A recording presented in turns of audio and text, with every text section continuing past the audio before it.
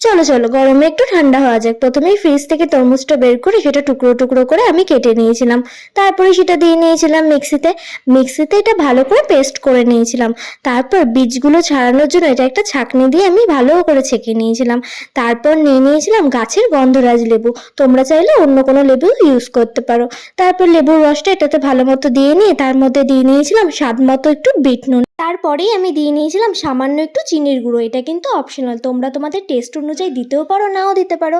এরপরে একটা কাঁচের গ্লাস নিয়ে তার মধ্যে দিয়ে নিয়েছিলাম পুদিনা পাতা আর সামান্য বরফের কুচি। তারপরে দিয়ে দিয়েছিলাম তরমুজের জুস। এটার কিন্তু আরেকটা ফ্যান্সি নামও আছে, যেটা ওয়াটারমেলন মজিটো। এরপরে একটা স্ট্র দিয়ে আমি সার্ভ করেছিলাম, কিন্তু কিছুক্ষণ পরেই আমার মনে পড়লো আমি তো এক টুকরো তরমুজ রেখে দিয়েছিলাম গার্নিশিং করবো বলে, কিন্তু সেটা তো দিতে ভুলেই গেছি। পরে যখন ওটা দিতে গেলাম ওটা ভেঙে পড়েও গিয়েছিল। আজকের জন্য এইটুকু, টাটা, বাই বাই। ভিডিওটা কেমন লাগলো একটু জানিও, আর ভালো লাগলে লাইক করো।